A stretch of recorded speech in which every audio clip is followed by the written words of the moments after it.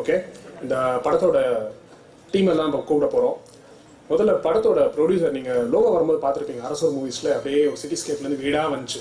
அதாவது ரொம்ப பிடிச்சிருக்கு. அம்பேத்குமார் அவர் ரியல் எஸ்டேட்ல தான் படம் எடுக்க வந்திருக்காரு. படத்து மேல இருக்க ஒரு பேஷனால. அவரோட முந்தைய படம் மனக்கொத்தி பறவை, இது அவரோட அடுத்த படைப்பு. ஸோ அவர் வீடு எப்படி கட்டினாருன்னு தெரியல, பார்த்து கட்டினாரா தெரியல. ஆனால் ஒன்று மட்டும் சொல்லுவேன், எங்கள் படத்தை பார்த்து எடுத்தாரு, கூடவே இருந்தாரு. ஐ திங்க் மூர்த்திக்கு மனைவி அமைதெல்லாம் இறைவன் கொடுத்த வரணும். ஒரு சில டேரக்டருக்கு கதை நல்லா அமைதோ இல்லையோ, அது மட்டும் அமையலோட பரவாயில்ல, ஒரு நல்ல ப்ரொடியூசர் அமையணும். அந்த விதத்தில் மூர்த்தி ரொம்ப கொடுத்து வச்சவர். ஓகே, எங்கள் படத்தின் what is a producer Ambethkumar sir, please welcome to stage. எல்லாருக்கும் வணக்கம்.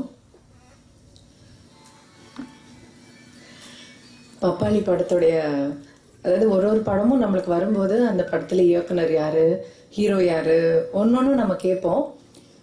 இந்த படத்துல மட்டும் எனக்கு அது எதுவுமே கேட்க தோணாத அளவுக்கு இருந்தது. அவர் டைரக்டர் மூர்த்தி சொன்ன அந்த கதை சொன்ன விதம் எதுவுமே கேட்க தோணல. அவ்வளோ ரொம்ப பிடிச்சது எனக்கு.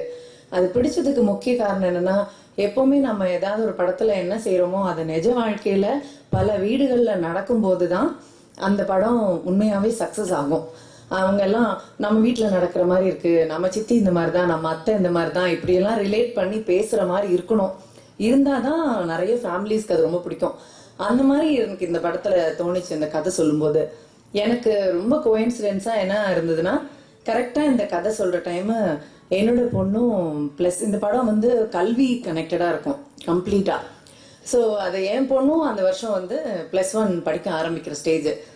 அப்போ அந்த டைம்ல என்ன படிக்க போறாங்க பசங்க, அப்போ பேரண்ட்ஸ் அவங்க கூட எந்த அளவுக்கு அவங்களுக்கு என்கரேஜ்மெண்ட் கொடுக்கணும், இதெல்லாம் இந்த காலத்துல ரொம்ப ஜாஸ்தி ஆயிடுச்சு. சாரி. அதனால எல்லா வீட்லயும் அது ஒரு பெரிய ப்ரெஷர். ஒரு 12th படிக்கிற குழந்தைக்காக பெற்றோர்கள் வேலையெல்லாம் விட்டுட்டு லீவ் போட்டு 2-3 மாசமா வீட்டுல உட்காந்து அந்த குழந்தை கூடயே என்கரேஜ் பண்ணி சொல்லி கொடுத்து அந்த மாதிரிதான் ஆயிடுச்சு இந்த காலகட்டம். அந்த மாதிரி அந்த காலகட்டத்துல அவர் இந்த கதை எனக்கு சொல்லும் போது கரெக்டா எனக்கு என் பொண்ணுகிட்ட நான் என்னென்ன சொல்வேனோ அதையெல்லாம் நான் இவர்கிட்ட சொல்வேன். ஐயோ கரெக்டா சொல்றீங்க சார், இதுதான் சார் நானும் என் பொண்ணுகிட்ட சொல்வேன். இப்படி அவர் எனக்கு கதையில இருக்கிறத சொல்றது எல்லாமே இதேதான் நானும் சொல்லிட்டு இருப்பேன் வீட்டுல, இதேதான் நானும் அப்படி நானும் சொல்ல ஆரம்பிச்சேன். இது எங்களுக்குள்ள ரொம்ப நல்ல ஒரு ராப்போ. அவர் சொல்றதும் நான் சொல்றதும் ரொம்ப கரெக்டா ஜெல் ஆச்சு. அவருக்கும் இவங்கதான் இந்த ரோல் பிளே பண்றது கரெக்டான ஆள் அப்படின்னு தோன்றதுக்கு அது ஒரு முக்கியமான காரணமா அமைஞ்சது.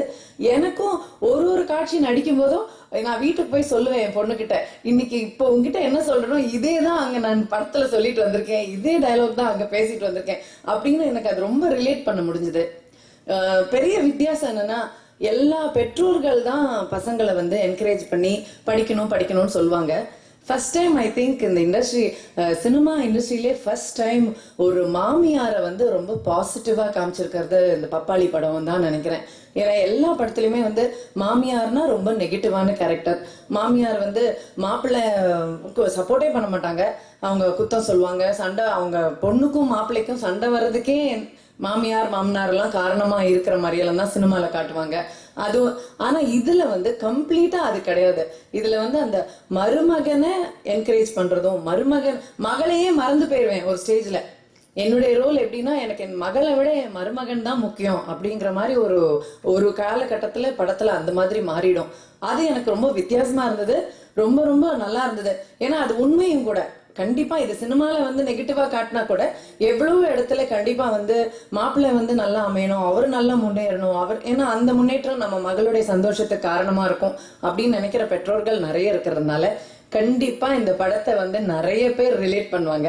நம்ம வீட்டுல நடந்த மாதிரி, நம்ம பக்கத்து வீட்டுல நடந்த மாதிரி ரிலேட் பண்றதுக்கு நிறைய சான்சஸ் இருக்கு. அதுவே இந்த படத்துடைய பெரிய வெற்றியா அமையும் அப்படின்னு எனக்கு ரொம்ப நம்பிக்கை இருக்கு. அப்புறம் இது கதையை பத்தி.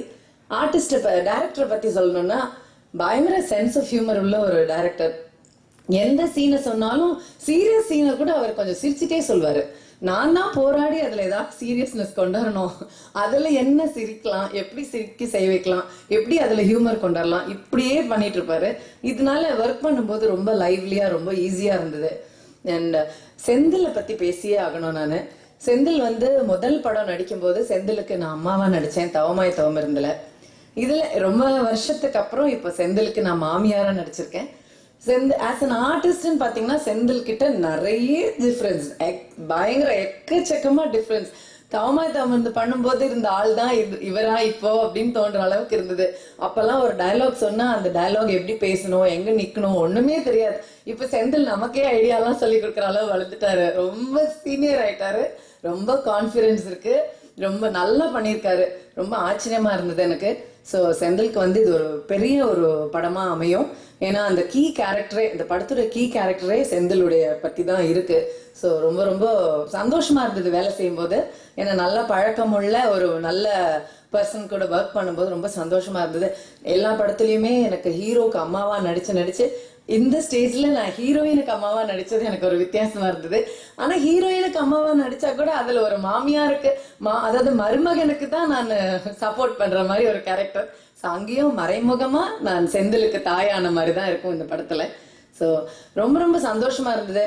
கேமராமேன் சொன்ன மாதிரி ரொம்ப சைலண்டா தான் ஒர்க் பண்ணாரு. இப்பவுமே பின்னாடி போய் சுத்தி எங்க உட்காரலாம் பின்னாடி தெரியாமன்ற ரேஞ்சிலேயே இருப்பாரு. ஷூட்டிங் ஸ்பாட்லயும் அப்படித்தான் இருந்தாரு. அப்புறம் ப்ரொடியூசரை பத்தி நான் சொல்லியே ஆகணும். இந்த ப்ரொடியூசர் அப்படின்ற ஃபீல் எனக்கு வரவே இல்லை லாஸ்ட் வரைக்கும். ரொம்ப ஒரு ஃபேமிலி ஃப்ரெண்ட் மாதிரி எங்க ஷூட்டிங் ஸ்பாட்லயும் எங்களை அறிமுகப்படுத்தின ஃப்ரெண்ட்ஸ் எல்லாமே, அவருடைய ஃப்ரெண்ட்ஸ் எல்லாருமே எங்களுக்கு ஃபேமிலியா மாறி எங்களுக்கு அங்க இடமே ஒரு பிக்னிக் ஸ்பாட் மாதிரி இருந்தது. ரொம்ப என்ஜாய் பண்ணி வேலை செஞ்ச ஒரு படம் இது.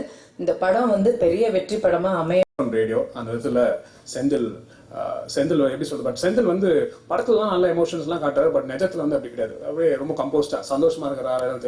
ஓகே எப்படியா இருந்தது படம், ஓகே போயிட்டோம். என்ன பண்ணியிருக்காரு, ரேடியோவில் பேசுறாரு. ராஜாவெல்லாம் பேசாத இளையராஜாவே இன்டர்வியூலாம் பண்ணாரு. பட் அவரை பேச வைக்கிறது ரொம்ப கஷ்டம். அதனால லைக் வந்திருக்கிற பத்திரிகை நண்பர்கள் அனைவருக்கும் நன்றி. மேடையில் வீட்டிற்கும் பெரியவர்கள் அனைவருக்கும் நன்றி. நிறைய நான் ரசித்த டேரக்டர்ஸ்லாம் இருக்காங்க. என்னுடைய அம்மா சரண்யா மேடம், இந்த படத்துடைய ஹீரோன்னு அவங்கள தான் சொல்லுவேன். அவங்க என்னை பற்றி ஓவரா பில்டப் பண்ணிட்டு போயிட்டாங்க. 2 பேரை நான் ஃபோனில் சரண்யா மேடம் இப்போ கூப்பிட்டு அம்மா அப்படின்னு தான் ஃபோனில் நான் அவங்ககிட்ட பேசுறது பழக்கம். அதே மாதிரி மூர்த்தி கிட்ட ஒரு சிமிலாரிட்டி இருக்கு. அவருடைய அப்பா பேரும் கோவிந்தன், எங்கள் அப்பா பேரும் கோவிந்தன். ஸோ அதனால நான் செந்தில்குமார் கோவிந்தன், அவர் கோவிந்த மூர்த்தி. எங்கள் அம்மா ஒரு நாள் என்ன பண்ணாங்க, அவர்கிட்ட அந்த கோவிந்தனுடைய மகனை இந்த கோவிந்தன் கிட்ட ஒப்படைக்கிறேன்னு ஒரு சென்டிமெண்டா டைலாக் போட்டாங்க. அதுல இருந்து இவர் ஆஃப் ஆயிட்டாரு. பயங்கர அட்டாச்மெண்ட் ஆயிட்டாரு. ஃபோன் பண்ணா அந்த பக்கத்துல இருந்து கோவிந்தா அப்படின்னு, நானும் இந்த பக்கத்துல இருந்து கோவிந்தா அப்படின்னு, 2 பேரும் கோவிந்தா கோவிந்தா தான் பேசி பார்த்தோம். ஸோ அந்த அளவுக்கு ஒரு பயங்கர ஒரு ஃப்ரெண்ட்லியான ஒரு செட் ஆகி போச்சு எங்களுக்கு. அதனாலே ஷூட்டிங் ஸ்பாட் போனாலே ரொம்ப என்ஜாய்மெண்ட் தான். அது ஆஃபீஸ் ரேடியோ மிர்ச்சிக்கு போனாலே ஒரு சந்தோஷமா போவோம், ஒரு என்ஜாய்மெண்ட்டோட போவோம். அங்கே போனால் ஜாலியாக இருக்கும் அப்படின்னு சொல்லி. அதே மாதிரி பப்பாளி ஷூட்டிங் வரும்போது ஒரு பயங்கர ஒரு என்ஜாய்மெண்ட் எனர்ஜியோட தான் வர முடியும். அங்கே வந்தாலே அவர்கிட்ட இன்னைக்கு என்ன சார் சீன் அப்படின்னு, உனக்கு என்னத்துக்கு அப்படின்னு, சார் சொல்லுங்க சார் தெரிஞ்சுக்கிறேன் சார், நீ நடிக்கணும்ல சார், அதெல்லாம் நீ பார்த்துக்கிறப்பா, நீ வாப்பா, நீ நடிச்சு கிழிச்சது போதும் அப்படின்னு. ஸோ இப்படிதான் ஒரு அப்ரோச்சே இருக்கும். அதுக்கு மேலே நம்ம ஏதாச்சும் கருத்து சொல்லணும், கருத்தெல்லாம் நீ உன்னோட வச்சுக்க, ஏன் கருத்தெல்லாம் என்கிட்ட சொல்றேன், என் படம் நான் பார்த்துக்கிறேன். இந்த படத்துல வர ஆக்சுவலி அந்த கார்த்தின்ற ஒரு கதாபாத்திரமே மூர்த்தி தான். ஏன்னா இந்த படம் ஆரம்பிச்சதுல இருந்து இன்னி வரைக்கும் அந்த கான்ஃபிடன்ஸை பத்தி தான் அந்த படமே. அந்த மொத்த கான்ஃபிடன்ஸுமே மூர்த்தி தான். அவருடைய அந்த கான்ஃபிடன்ஸ்ல தான் இன்னைக்கு இந்த இடத்துக்கு வரைக்கும் இந்த படம் வந்திருக்கு. So I thank Murthy for this great opportunity sir. Thank you very much. And Arasur Movies நம்ம அம்பேத்குமார் சார், அவர் ரொம்ப ப்ரொடியூசர் மாதிரியே ஒரு அப்ரோச்சே இருக்காரு. எப்போ என்ன செஞ்சு சாப்பிட்டீங்களா, அம்மா எப்படி இருக்காங்க, சோகிமா, இந்த ஒரு அப்ரோச் தான். அது இன்னி வரைக்குமே ஒரு ப்ரொடியூசரா நடந்துகிட்டே கிடையாது, ஒரு நண்பரா, ஒரு வெல்விஷரா தான் இந்த படம் முழுவதும் இருந்திருக்காரு. அவரே யாராச்சும் சொல்லி இவர் தான் ப்ரொடியூசர் சொன்னாதான் அவர் ப்ரொடியூசர்னே தெரியும். இல்லைன்னா இவர் இந்த படத்துக்கு ஏதோ வேடிக்கை பார்க்க வந்த மாதிரியே தான் இருப்பார். அந்த அளவுக்கு ஒரு லைவ்லியான, ஒரு ஃப்ரெண்ட்லியான ஒரு பர்சன். அண்ட் இந்த படத்துடைய கதாநாயகி நம்ம சரண்யா பொன்வன் மேடம் பற்றி சொல்லி ஆகணும். ரொம்ப டேஞ்சரஸ். அவங்ககிட்ட எனக்கு தாம இருந்ததுலேருந்தே ஒரு பிரச்சனை இருக்கு.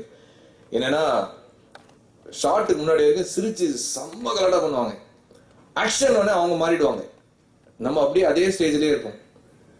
மேடம் மட்டும் நடிச்சிட்டு இருப்பாங்க. என்ன அப்படியே பார்த்தா, மேடம் என்ன மேடம் நீங்க நடிச்சிட்டு இருக்கீங்க, மாட்டி விட்டீங்கன்ற மாதிரி தான் இருக்கும். அது இன்னி வரைக்கும் அப்படிதான் இருக்காங்க. கலகலகலன்னு இருக்கும் அவங்க கூட நடிக்கும் பொழுது. பட் அந்த வேலைன்னு தீயா வேலை செய்வாங்க. அது ஒரு ஷார்ட்டா இருக்கட்டும், ஒரு விஷயமா இருக்கட்டும், அவங்க கன்சீவ் பண்ணி சரி இது இன்னும் கொஞ்சம் இம்ப்ரூவைஸ் பண்ணுங்க, உங்க பாடி லாங்குவேஜ் கொஞ்சம் மாத்திங்க, இப்படி கொஞ்சம் பண்ணுங்க அப்படின்னு அந்த ஒரு encouragement through out the movie பெரிய சப்போர்ட். மூர்த்தி கூட சொல்லவே மாட்டார். அவர் கட்டுன்னு சொல்லிட்டு நல்லா இருக்குது நல்லா இல்லைன்னு கூட சொல்லாம போயிடுவாரு. ஆனா சரண்யா மேடம் தான் இது இப்படி இன்னும் கொஞ்சம் பண்ணலாம், இன்னொரு வாட்டி பண்ணுங்க அப்படின்னு அந்த என்கரேஜ்மெண்ட் வந்து மேடம் கிட்ட இருந்து தான் வந்தது. Thank you very much madam. And இந்த படத்து கேமராமேன், எனக்கு தெரிஞ்ச அவர் பேசின ஒரே வார்த்தை ready ready ready ready ready ready அப்படின்றது தான். விஜய்னாலே அது ரெடி தான். அது கேமரா அவர் சொல்லுவார், சார் அடுத்த ஷாட் ரெடி ரெடி ரெடி, யோ சொல்லிட்டியா அந்த ஷாட்டு சொல்லிட்டு கேளியா அப்படின்றதுக்குள்ள ரெடி ரெடி ரெடி அப்படின்னு போயிடுவாரு. அந்த அளவுக்கு எங்க கேமரா வைக்க சொன்னாலும் வச்சு, அது ஒரு 5Dயா இருந்தாலும் சரி, இல்லை ஒரு ரெட்டா இருந்தாலும் சரி, ஒரு பைக்ல போனதுனாலும் சரி, ரெடி அடுத்த வார்த்தை அவர் வாயிலிருந்து வர்றது ரெடின்றது தான். அந்த அளவுக்கு ஒரு அது ஒரு எனர்ஜியான ஒரு கேமராமேன், ஒரு ரொம்ப ஒரு டேரக்டர் ஃப்ரெண்ட்லியான ஒரு கேமராமேன். இந்த படத்துல வர நிறைய ஷார்ட்ஸ் எல்லாம் பார்க்கும்போது எனக்கே ஆச்சரியமா இருந்துச்சு, சார் இது எப்படி சார் ரெடி, நமக்கு நம்ம ஆள் இருக்கா, என் குடியா நீ கவலைப்படாத அப்படின்ற மாதிரி அவ்வளோ ஒரு கான்ஃபிடென்ட்டை கொடுக்குற ஒரு கேமராமேன் விஜய். நான் ரொம்ப ஆச்சரியப்பட்ட ஒரு கேமராமேன். ஏன்னா இவ்வளோ ஃபாஸ்டாகவும் இந்த படம் வந்து இவ்வளோ ஒரு குறிப்பிட்ட பட்ஜெட்டுக்குள்ளேயும் எடுக்க முடிஞ்சதுக்கு முக்கியமான காரணம் வந்து விஜயுடைய கான்ட்ரிபியூஷன். அண்ட் விஜய் அபிநய் சாருடைய மியூசிக் சொல்லி ஆகணும். எனக்கு ஆக்சுவலி இந்த பாட்டை வந்து மூர்த்தி எனக்கு போடல, வேற எங்கேயோ போட்டு காட்டிட்டு இருந்தார். நான் கேட்டேன், சார் இந்த பாட்டு நல்லா இருக்கே, நம்ம படமா அப்படின்னா, ஓ நம்ம படத்து பாட்டு தான் சார், சூப்பரா இருக்கே சார், நம்ம படமா. எனக்கு அப்பயே ஒரு பெரிய கான்ஃபிடன்ஸ். இந்த காதல் புட்டுக்குச்சு வந்து உண்மையிலே ஒரு ஐஸ் பிரேக்கிங்கான ஒரு சாங்.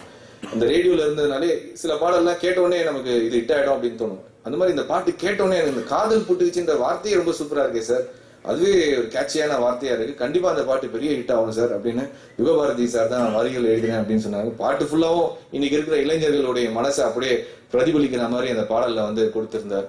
Thank you sir. ஃபேண்டாஸ்டிக்கான ஒரு பாட்டு. கண்டிப்பா அது ஒரு இந்த 2014ல அது ஒரு ரிமார்க்கபிள் சாங்கா இருக்கும். And throughout the movie அவர் இன்னும் அந்த மெலடி சாங் எல்லாமும் கூட ரொம்ப எனக்கு பிடிச்சிருந்த ஒரு விஷயங்கள். அண்ட் மாமியார் சாங் உண்மையிலேயே ஒரு டிஃப்ரெண்டான கான்செப்ட். படத்துல பார்க்கும்போது பழைய படத்துல ஒரு பாட்டுல வரும், மனைவி புருஷன் வீட்டுல வாழ போற பொண்ணுன்னு, அதை அப்படியே உல்டா பண்ணி ஒரு பாட்டா பண்ணியிருந்தாங்க. ஸோ இப்படி இந்த படம் முழுவதும் ஒரு ஒரு இன்ட்ரெஸ்டிங்கான டீம். நம்ம எடிட்டர் சிவா அவர்கள் அண்ட் கூட ஒர்க் பண்ண நம்ம ஜெகன் வந்து சமீபத்தில் வல்லினம் படம் வந்து எனக்கு ரொம்ப பிடிச்சிருந்தது. ஜெகன் கிட்ட கூப்பிட்டு சொன்னேன், ஜெகன் நான் பப்பாளி தான் உங்களுக்கு பெரிய பிரேக்கிங்கா இருக்கும்னு நினைச்சேன், நான் வல்லினம் அதோட சூப்பரா இருக்கு அப்படின்னு சொன்னேன். அந்த வல்லினத்துடைய ஈக்குவல் மேட்ச் வந்து இந்த பப்பாளி படத்துலையும் பண்ணியிருப்பார். அவருடைய அந்த டைமிங் காமெடி ஆகட்டும் அண்ட் அந்த ப்ரெசன்ஸ், அந்த த்ரூ அவுட் த மூவி என் கூட வந்து என்னை சப்போர்ட் பண்ண விதமாகட்டும் ரொம்ப என்கரேஜிங்காக இருந்தது. அண்ட் இன்னொரு ஒரு சர்ப்ரைஸ் பேக்கேஜ் வந்து சிங்கம்புலி சார் இந்த படத்தில். அவருடைய ஒரு கேரக்டரைசேஷன் உண்மையிலேயே ரொம்ப பேசப்படும். அண்ட் எனக்கு அப்பா கேரக்டரில் நடித்த இளவரசர் சார், சரண்யா மேடமும் இளவரசன் சாரும் எனக்கு சமமாய் தாம்பரத்துலேருந்தே தெரியும். அதனால ரொம்ப எனக்கு அவங்க கூட ஒர்க் பண்ணுறது ரொம்ப ஈஸியாக இருந்துச்சு. எனக்கு சொந்தக்காரன் கூட இருக்கிற மாதிரியே ஒரு ஃபீலிங். அண்ட் நரேன் சார் இந்த படத்தில் அவரும் ஒரு பவர்ஃபுல்லான ஒரு ரோல் பண்ணியிருக்காரு. இஷாரா ஹீரோயின். ஸோ இவங்களுடைய கூட்டணியில் நானும் இருக்கிறேன்றது எனக்கு ரொம்ப பெருமையாக இருக்குது, சந்தோஷமாக இருக்குது. And thank you very much for this opportunity. And இந்த படத்தை நாங்கள் எடுத்துட்டோம், உங்கள் கையில் கொடுத்துருக்கோம். அண்ட் நீங்கள் தான் இதை வந்து ஒரு பெரிய வெற்றி படமாக ஆக்கி தரணும். Thank you so much. முருகனுக்கு நன்றி. ஒரு நல்ல நண்பரை, ஒரு நல்ல தயாரிப்பாளரை எனக்கு அறிமுகப்படுத்தி வைத்ததற்கு. இன்னைக்கு காலையில் ஒரு நடிகர்கிட்ட வந்து ஃபோன் பண்ணார். ஃபோன் பண்ணி எடுத்த உடனே அவர் கேட்டார், மூர்த்தி சொல்லுங்கள், போஸ்டரில் பேப்பரில் எல்லாம் வந்து என் போட்டோவே வரல, நான் எதுக்கு ப்ரெஸ் மீட்டுக்கு வரணும் அப்படின்னு கேட்டார். என்ன செய்யணுங்க அப்படின்னு. நான் எதுக்கு வரணும், நான் வரமாட்டேங்க அப்படின்னாரு. சரி வர வேண்டாங்க அப்படின்ட்டேன். இப்படிப்பட்ட நடிகர்களுக்கு மத்தியில் செந்தில் வந்து கொஞ்சம் எங்கே இருக்கிற ஒரு 10 நிமிஷம் ஒரு ஷாட் மிஸ் ஆகிடுச்சு, வந்துட்டு போ அப்படின்னா, சார் இந்த வரேன் சார், உடனே வரேன் சார் அப்படின்னு கேட்டதுனால தான் அவர் போஸ்டருக்கு வந்திருக்காரு. ஏன் என் படத்தை போடலை அப்படிங்கிறதுனால தான் அவர் இன்னைக்கு வீட்டில் இருக்காரு.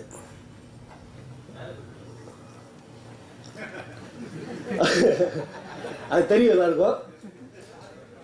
எனக்கு அவர் வரல அப்படிங்கிறதுல வந்து வருத்தம் இல்லை. ஏன் வருத்தம் இல்லைன்னா, எனக்கு ஹீரோயின் வரல அப்படிங்கிறதுலேயும் வருத்தம் இல்லை. என்ன காரணம்னா, ஆஸ் ஏ கிரியேட்டரா இந்த படத்தை வந்து நான் வந்து டைரக்ட் பண்ணும்போது இந்த கதையை லீட் பண்ணிட்டு போகிறது 2 பேர் தான். ஒன்று செந்தில், இன்னொன்று சரண்யா அம்மா. ஸோ அவங்க 2 பேர் தான் இந்த கதைக்கு, இந்த கதையை வந்து ரெஸ்பான்ஸ் பண்ணி அதுக்கு ரெஸ்பெக்ட் கொடுத்து அதுக்கு வந்து ரொம்ப பொறுப்பாக வந்திருக்காங்க. அவங்க வரலைன்னா தான் நான் வருத்தப்படணுமே தவிர, எனக்கு மற்றபடி அவர் வரல அப்படின்னா நான் வருத்தப்படணுங்கிற அவசியமே இல்லை. ஏன்னா தனிப்பட்ட முறையில் சொன்னால் அது வந்து இதாக போயிடும். இது வந்து மற்றவங்களுக்கு வேணா இங்கே வந்தவங்க எல்லாருமே வந்து படத்தில் ஒர்க் பண்ண எல்லாருமே இருக்கிறாங்க. ஜெகனுடைய போட்டோ போடல, நான் வந்து இளவரசனை போட்டோ போடல, நான் நரேன் சாருடைய போட்டோ போடல, இப்படி யாருடைய போட்டோமே போடல. இவங்களையெல்லாம் போட்டிருந்து நான் வந்து அவரை போடாமல் விட்டுருந்தா அது தப்பு. நான் யாரையுமே போடலை, ஒரு ஹீரோ ஹீரோயினை மட்டும் போட்டேன், அவ்வளோதான். ஏன் ஈவன் சரண்யாமா கூட நான் போடலை. ஏன்னா அந்த படத்தோட வந்து நிஜ ஹீரோ வந்து அவங்க தான், ஒரு கதையை லீட் பண்ணி கொண்டு போகிறது அவங்க தான். ஸோ அவங்களுடைய படத்தை கூட நான் வந்து போடல. என்னன்னா ஒரு ஒரு ஒரு ஆடியோ ரிலீஸுக்கு ஒரு ஹீரோ யார், படம்னா யார் ஹீரோ யார் ஹீரோயின் அப்படி தான் கேட்பாங்க. ஸோ அதுதான் ப்ரொமோட் பண்ணணும், அதுக்கு தான் வந்து நம்ம வந்து போட்டிருக்கிறோம். ஸோ அப்படிப்பட்ட நடிகர்களே வைத்து அந்த படத்தை வந்து பண்ணியிருக்கிறேன். அதே மாதிரி செந்தில்கிட்ட நான் பேசும்போது ஜெகன்கிட்ட வந்து அவங்க சீன்லாம் எடுக்கிறப்ப ரொம்ப ஜாலியாக பேசுவேன், ஜாலியாக எடுப்பேன். ஆனால் சரண்யாமாகிட்ட போய் வந்து நான் பேசும்போது மட்டும் என்னதான் நான் வந்து சென்சிட்டிவாக இருந்தாலும் என்னை தாண்டி ஒரு ஹியூமர் வந்துடும். ஹியூமரையும் தாண்டி வந்து ரொம்ப அலாட்டாகவே இருப்பேன். அப்போ வந்து செந்தில் அடிக்கடி சொல்கிறாப்புல, ஏன் சார் நம்ம வந்தோன்னு நீங்கள்லாம் வந்து அப்படியே ஒரு சின்ன பதட்டம் ஆகிறீங்க அப்படின்னு. அப்படி கிடையாது, அவங்க வந்து அவங்களுக்கெல்லாம் வந்து ப்ரொஃபஷனல் எத்திக்ஸ் இருக்குது. ஸோ அதனால வந்து அவங்ககிட்ட நம்மளும் அதே ப்ரொஃபஷனல் எத்திக்ஸில் இருந்தால் தான் வந்து கரெக்டாக நடக்கும். நம்ம நீங்களான அப்படி கிடையாது, நம்ம ப்ரொஃபஷனல் வந்து ஜாலியாக பண்ணுறோம், அவங்க ப்ரொஃபஷனல் ரொம்ப பர்ஃபெக்டாக பண்ணுறாங்க. ஸோ அவங்ககிட்ட போய் நம்ம காமெடி பண்ணிட்டு விளையாடிட்டு இருக்க முடியாது. இருந்தாலும் அதையும் மீறி வந்து இது பண்ணியிருக்கிறாங்க. இதையெல்லாம் தாண்டி இந்த படத்தில் வந்து அவங்க சொல்லப்படாத ஒரு கோட் ஆக்டர் சரண்யாமா. ஏன்னா ஒரு விஷயத்தை வந்து முழுசாக ஒத்துக்கிறதுலையே அதை சொல்கிறதுலையே எனக்கு எந்த விதமான தயக்கமும் கிடையாது. நான் இந்த கதையை பண்ணிவிட்டு அவங்ககிட்ட போய் சொன்னேன். சொல்லி முடித்த உடனே அவங்க சொன்னாங்க, கிட்டத்தட்ட என்னுடைய கேரக்டர் மாதிரி தான். யாராவது என்கிட்ட கதை சொன்னாங்கன்னா கேட்டு முடிச்சுட்டு நான் மறுபடியும் அப்படியே இன்னொரு வெர்ஷன் சொல்லுவேன் அவங்ககிட்ட. ஸோ அதே மாதிரி தான் வந்து நான் கதை சொல்லி முடித்த உடனே நல்லா இருக்கு சார், இங்கேருந்து இப்படி ஆரம்பிக்கலாமா அப்படின்னு வந்து அதே கதையை அவங்க வேற ஒரு டைமென்ஷனில் வந்து சொன்னாங்க. நான் அப்படியே கேட்டுக்கிட்டே இருந்தேன். எனக்கு ஒரு 3 நாள் டைம் கொடுங்க, நான் வந்துட்டு திருப்பி வந்து சொல்கிறேன் அப்படின்னு சொல்லிட்டு வந்துட்டேன். அப்படி 3 நாள் கழித்து நான் மாற்றி சொல்லப்பட்ட கதை தான் இந்த படம். இப்போ இனிமேல் நீங்கள் பார்க்க போகிற படம். அதுக்கு அவங்க வந்து நான் சொல்கிற ஒவ்வொரு சீன்லேயுமே அவங்க வந்து எங்கள் வீட்டில் இப்படி தான் நடந்துச்சு, எங்கள் வீட்டில் இப்படி தான் நடந்துச்சு அப்படின்னு வந்து சொல்லும்போது அவங்களுக்கு ஆட்டோமேட்டிக்காக இன்வால்மெண்ட் வந்து இருந்துச்சு. ஸோ நான் கூட கேட்டேன் அவங்ககிட்ட, டைட்டில் கார்டில் வந்து கோட் ரைட்டர் கார்டு உங்கள் பேர் போடட்டுமா அப்படின்னு. ஐயோ சார் வேண்டாம் சார், நீங்கள் வேறு. ஃபர்ஸ்ட் ஷெட்யூல் முடிச்சுட்டு போகும்போது எனக்கு என்ன மாதிரி ஃபீல் இருந்துச்சுன்னா, அவங்க போனதுக்கப்புறம் சொன்னாங்க, நைட்டு ஃபோன் பண்ணேன், ஏதோ எனக்கு அக்கா இல்லை, ஆனால் ஏதோ ஒரு அக்காவை வந்து விட்டுட்டு போகிற ஃபீல்டில் மாதிரியே இருந்துச்சு. அன்றைக்கி நைட்டே ஃபோன் பண்ணி சொன்னேன். ஸோ அப்படி வந்து ஒரு இன்வால்மெண்ட்டோட இது வந்து ஒரு ப்ரெஸ்ஸுக்காகவோ பப்ளிசிட்டிக்காக வேண்டி சொல்கிற விஷயம் கிடையாது.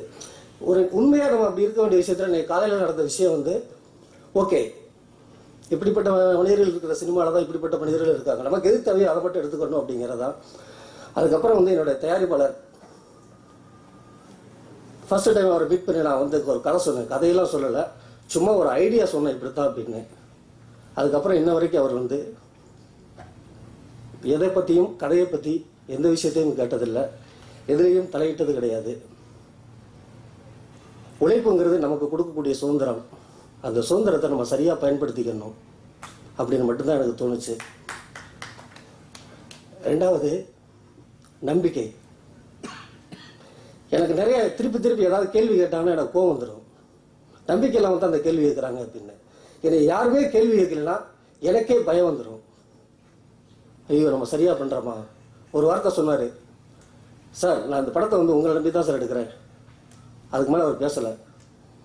ஸோ இந்த படத்தில் நான் ஏதாவது தப்பு பண்ணியிருந்தால், துரோகம் பண்ணியிருந்தால், அது அவருடைய நம்பிக்கைக்கு நான் துரோகம் பண்ண மாதிரி ஆகிடும் அப்படிங்கிற ஒரே ஒரு காரணத்தினால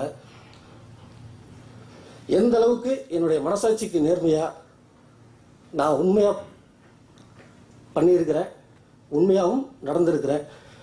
அப்படி உண்மையாக நடந்துக்கிறதுக்கும் முயற்சி பண்ணதுக்கும் எனக்கு முழு சுதந்திரம் கொடுத்தது அம்பேத் சார்.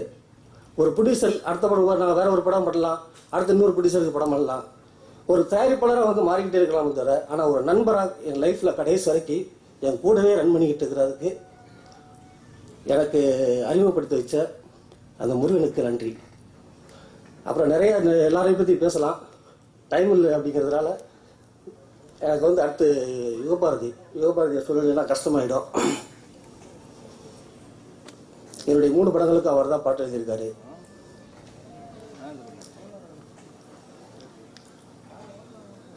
அவரை பற்றி சொன்னோன்னா என்னை பற்றி நான் பெருமையாக பேசுகிற மாதிரி இருக்கும். அந்தளவுக்கு என்னுடைய நல்லது கெட்டது எல்லாத்துலேயுமே என்னுடைய பர்சனலாகவும் சரி இல்லை தொழிலாகவும் சரி ரொம்ப எனக்காக தோள் கொடுத்து நின்றுருக்காரு. அதுக்கடுத்து கேமராமேன் விஜய், அவன் தம்பி மாதிரி. அவனை பார்க்குறப்பெல்லாம் பேரும் எனக்கு பாவமாக இருக்கும். அப்படியே 2 படம் மெரினா கேடி பில்லா கிளாடினாங்கான ஒரு பெரிய 2 ஹிட்டு கொடுத்துட்டு அதுக்கடுத்து அவனுக்கு எவ்வளோ ஆஃபரை கூட வேண்டான்னு சொல்லிட்டு, சரிண்ணே மணிக்கலாண்ணே, ஓகேண்ணே, சரிண்ணே, அப்படிண்ணே, அண்ணே, அவ்வளோதான் சொல்லுவான். சரிண்ணே, ஓகேண்ணே, ஆமாண்ணே, சரிண்ணே, ஆமாண்ணே, டேய் வாய்டா இது, சரிண்ணே, ஓகேண்ணே, அவ்வளோதான் சொல்லுவான். அதுக்கு மேற்கொண்டு சொல்லவே மாட்டான். அவனுக்கு அதிகபட்சமாக கோவம் வந்துச்சுன்னா என்ன செய்வானா, அப்படிமா, அவ்வளோதான். அது கூட ஃபுல் டைலாக்காக வராது. ஒரு முடங்கல் முக்கல் மாதிரியே தான் இருப்பான். அது ஒரு ப்ரொடியூசருக்கும் ஒரு டைரக்டருக்கும் மனைவி அமைவதலாம்ங்கிற மாதிரி ஜெகன் சொன்ன மாதிரி, ஒரு டைரக்டருக்கும் கேமராமேனுக்கும் ஒரு மனைவி அமைகிற மாதிரி தான் அவங்களுடைய ப்ராக்டிக்கல் டிஃபிகல்ட்டிஸ் தெரியாமல் நம்ம ஒரு ஷார்ட் சொல்லுவோம். ஆனால் அதையெல்லாம் நம்மகிட்ட எக்ஸ்பிளைன் பண்ணாமல் அதை கேஷுவலாக ஓகேண்ணே அப்படின்னு சொல்லுவான். ஒரு கம்ஃபர்டபுள் ஒரு டைரக்டருக்கான கேமராமேனாக அவன் இருக்கிறான்.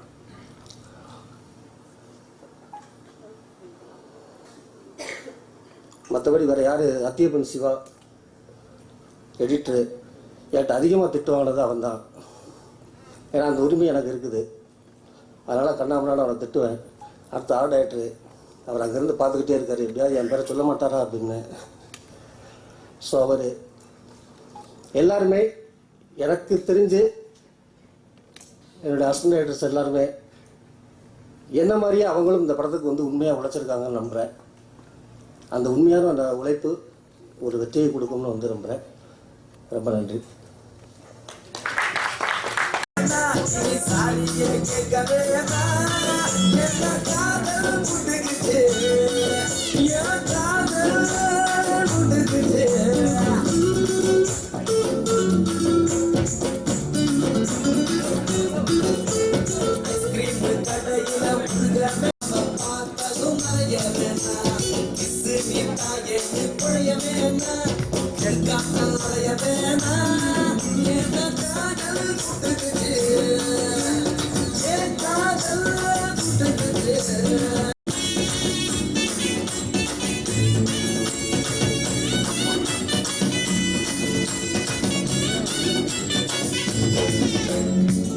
போல உலகத்துல வேற ஒண்ணு இல்லடா, வெற்றி தோல்வி பார்க்காது பரிச்ச பேப்பர் இல்லடா.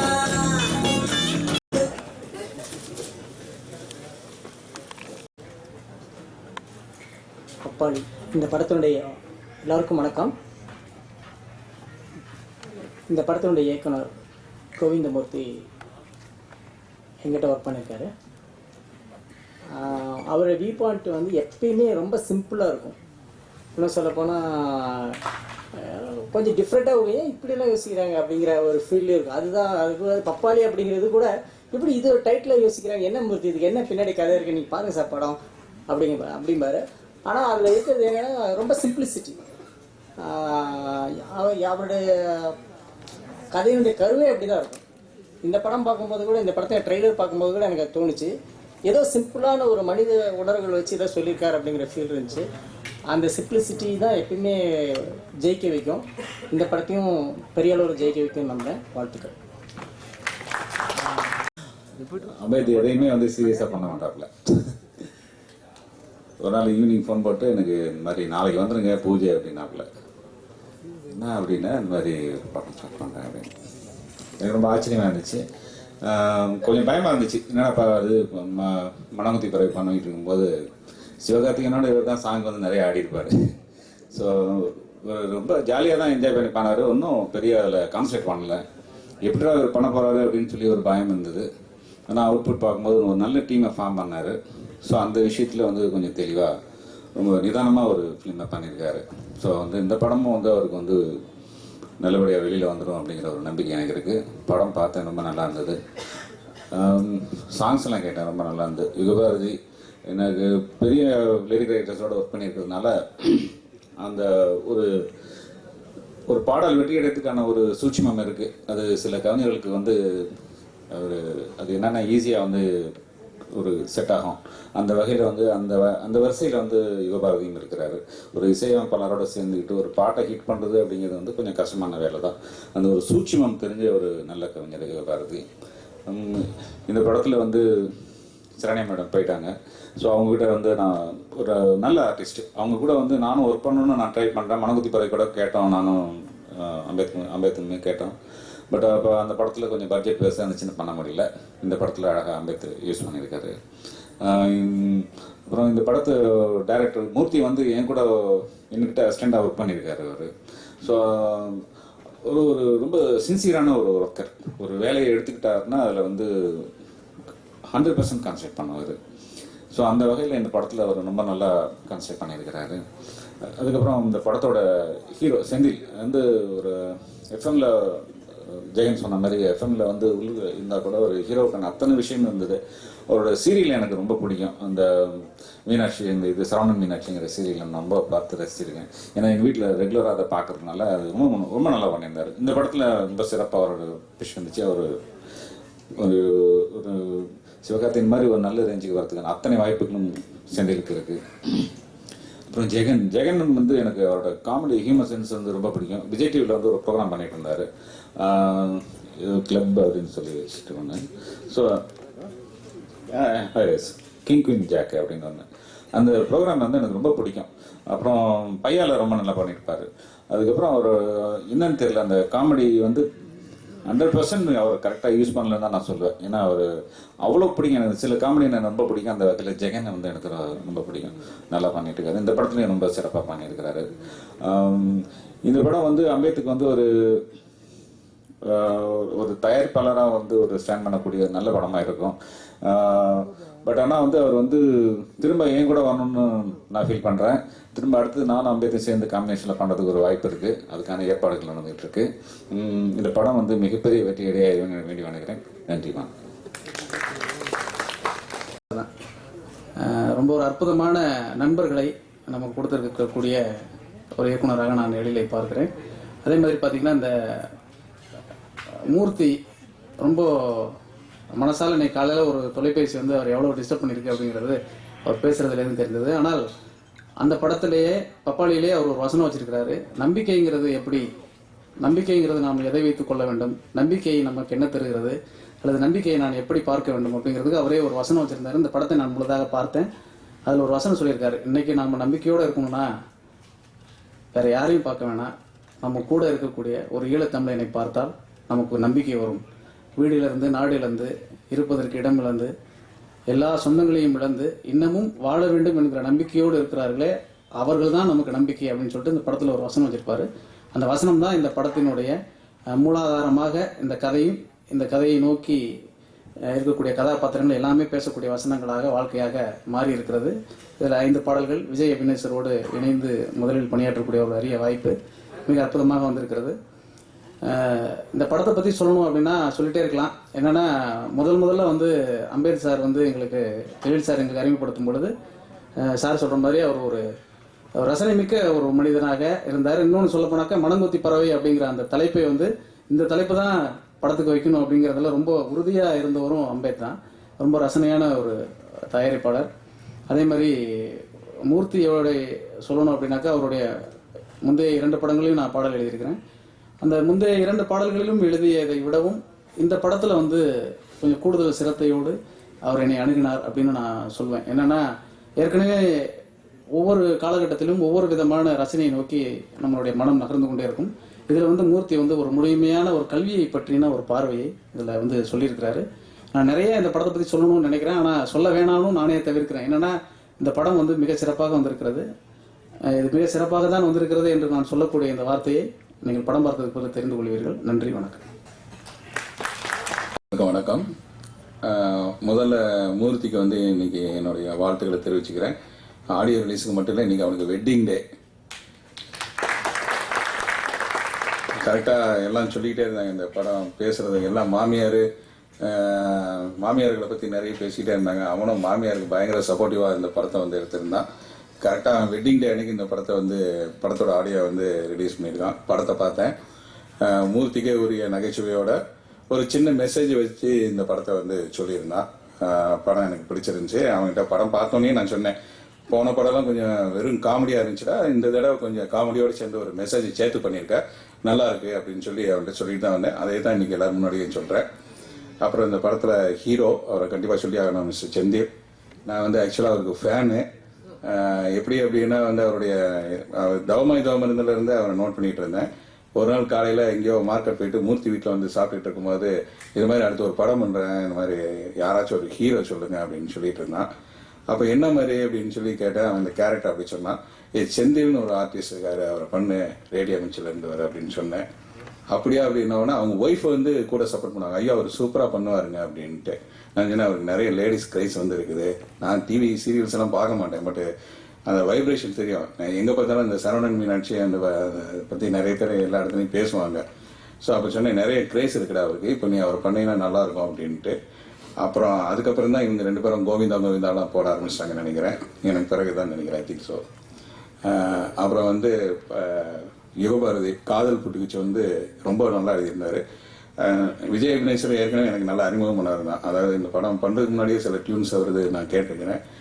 ரொம்ப இந்த படத்தில் வந்து ரொம்ப அற்புதமாக வந்து பண்ணியிருக்கிறாரு. வேற ப்ரொடியூசரை பற்றி கண்டிப்பாக சொல்லி ஆகணும். ஏன் அப்படின்னா வந்து அவன் மூர்த்தி வந்து ப்ரொடியூசரை பற்றி பேசிகிட்டு இருக்கும்போது கொஞ்சம் நெகிழ்வாக கண்ணெல்லாம் கடங்கி வந்து பேசினான். அது வந்து உண்மைதான். ஏன் அப்படின்னா வந்து என்கிட்ட சொன்னான், என்னடா ப்ரொடியூசர்லாம் எப்படி இப்போ பொதுவாக வந்து 4-5 டேரக்டர்ஸ் எல்லாம் சேரும் போது எல்லாம் பேசிக்குவோம், எப்படி ப்ரொடியூசர்ஸ் ஐயோ டார்ச்சருங்க அப்படி இப்படின்னு எங்கள் கூட அப்படிலாம் பேசிக்கோன்னு வச்சுக்கோங்களேன்.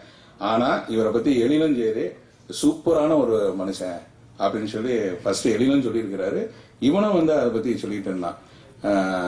ஒரு நாள் கூட நான் இன்னும் கதையே அவருக்கு தெரியாது, கதையே தெரியாதுங்க, நான் இன்ன வரைக்கும் ஒரு கதை கூட சொன்னதில்லை.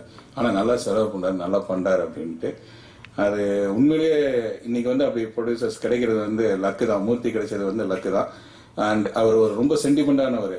எப்படி அப்படின்னா வந்து சேனல்ஸில் பாப்புலராக இருந்த சிவகார்த்தியன் வந்து முழுநீள ஹீரோவாக நடித்த படம் எனக்கு தெரிஞ்ச மனங்குத்தி பறவை தான். இன்னைக்கு அவர் பெரிய லெவலில் வந்து இருந்திருக்கிறாரு. அதே மாதிரி இப்போ ரேடியோவில் இருந்து செந்தில் ஏற்கனவே நடிச்சிருந்தா கூட இப்போ முழுநீள ஃபுல் ஃப்ளெஜ்டாக வந்து பண்ணியிருக்கிறார், ஹீரோவாக பண்ணியிருக்கிறது வந்து பப்பாளி. ஸோ சென்டிமெண்டாகவே இந்த படம் வந்து பெரிய ஹிட் ஆகும் அப்படின்னு நினைக்கிறேன். இந்த டோட்டல் டீம் எல்லாருக்கும் வாழ்த்துக்கள், கேமராமேன் முதல் கொண்டு எடிட்டர் எல்லாருக்கும் என்னுடைய வாழ்த்துக்கள். Thank you very much.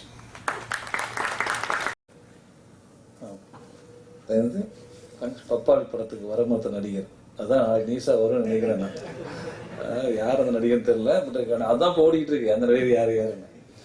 அது தப்பு இல்லை, என்கிட்டே கேட்பாங்க நிறைய பேர், இத்தனோண்டு போஸ்டரில் எங்கள் போஸ்டர் பேரை போடலைம்பாங்க. பட் ஆடியோ ஃபங்க்ஷனில் யாருமே எனக்கு தெரிஞ்ச போஸ்டரில் வந்து மற்ற ஆர்டிஸ்ட் போட மாட்டாங்க. ஈவன் பிரதான கேரக்டர் பண்ண சரண்யம் படம் ஃபோட்டோ கூட போடல எந்த போஸ்டர்லையும்.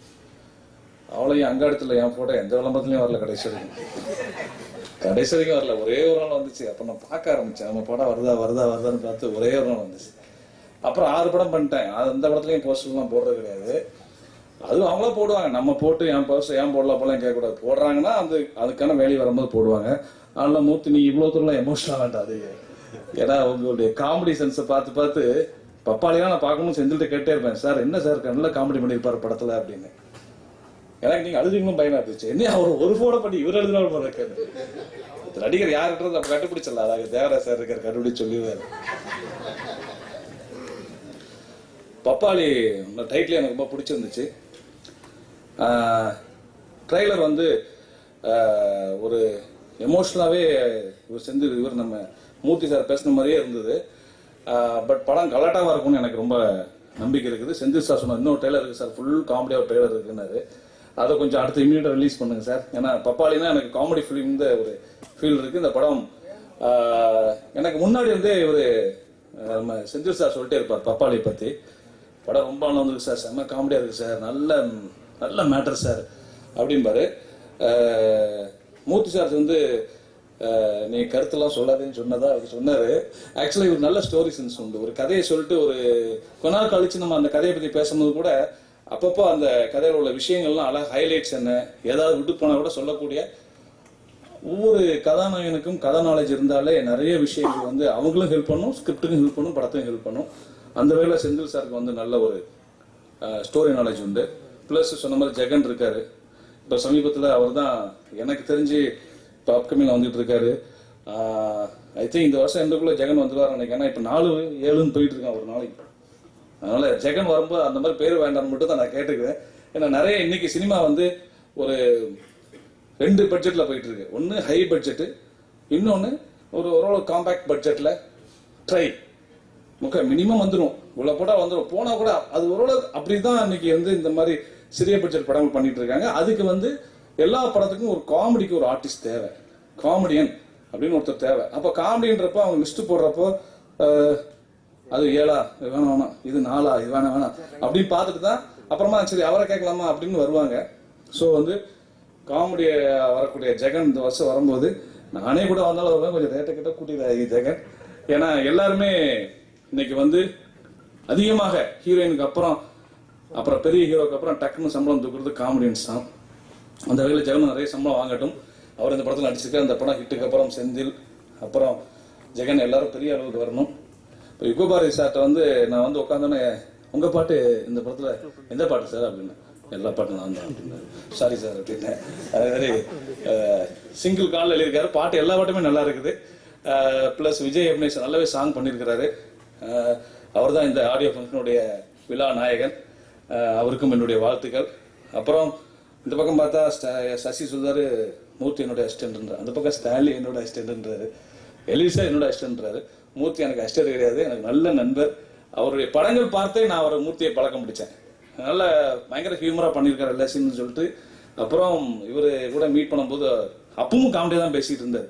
நான் செந்தில் உணர்ச்சிபூர்வமாக மூர்த்தி உணர்ச்சிபூர்வமாக பேசி இன்னைக்கு தான் நான் பார்க்குறேன். நல்லா இருந்துச்சு. அப்புறம் அவருடைய எடிட்டர், கேமராமேன் உண்மையிலே அப்படி தான் பேசுவீங்களாங்க, ரொம்ப ஆச்சரியமா இருந்துச்சு. அழகாக பண்ணி காமிச்சார் அது. மற்றும் இங்கே வந்திருக்க எல்லாருக்கும், இந்த படம் சம்பந்தப்பட்ட ஆர்ட் டைரக்டர்லேருந்து உதவி இயக்குனர் வரைக்கும், ஒரு படத்தினுடைய வெற்றி தான் நமக்கு அடுத்தபடி. ஸோ நிச்சயம் இந்த படம் அடுத்தபடி எல்லோருக்கும் கொடுக்கும் என்று இறைவனை வேண்டி விடைபெறுகிறேன். நன்றி, வணக்கம். வெங்கடேஷ்னு ரொம்ப இந்த மாதம் ரிலீஸ் ஆக போகுது. ஸோ தயவுசெய்து சீக்கிரமாக இருந்தீங்கன்னா எங்கள் படத்துக்கு ரொம்ப ஹெல்ப்ஃபுல்லாக இருக்கும். Okay, last but not the least, okay, எங்கள் கடைசி கெஸ்ட் மிஸ்டர் நவீன் வாங்க.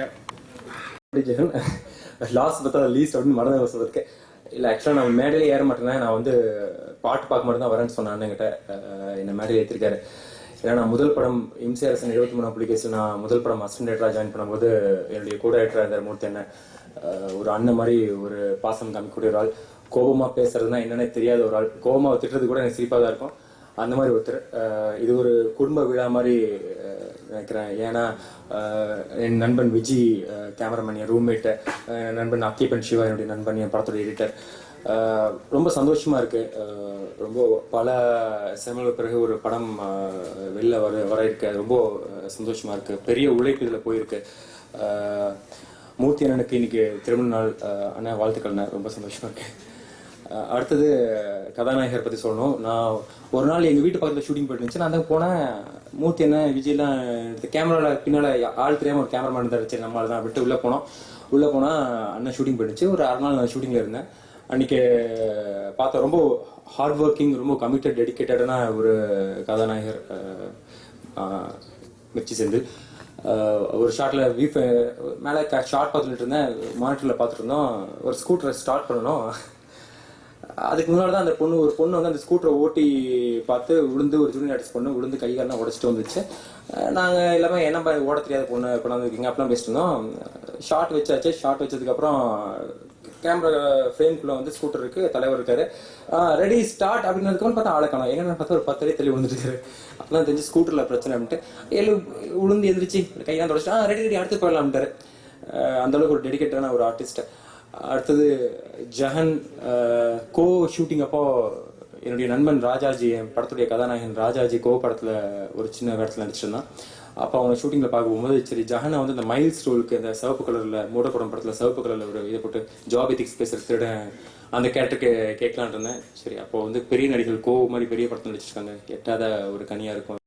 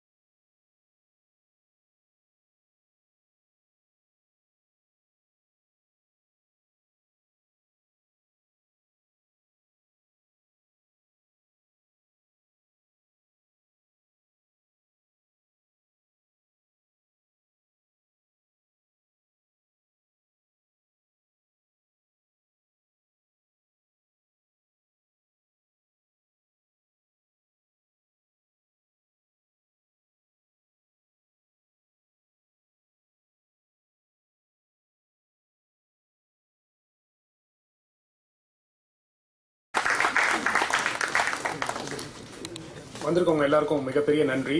தேங்க்ஸ் நவீன், எல்லாம் சொல்லிட்டு போயிட்டீங்க. ஆனால் அந்த பாட்டு ஹிட் ஆச்சுன்னா இன்னைக்கு எல்லா பெண்களும் மாமானை இது பாட்டு மாதிரி நடந்துக்குன்னு சொல்லி ஏற்கனவே எல்லாம் வீட்டில் மனைவிகள் கொடுமைப்படுத்துறாங்க. இதுவும்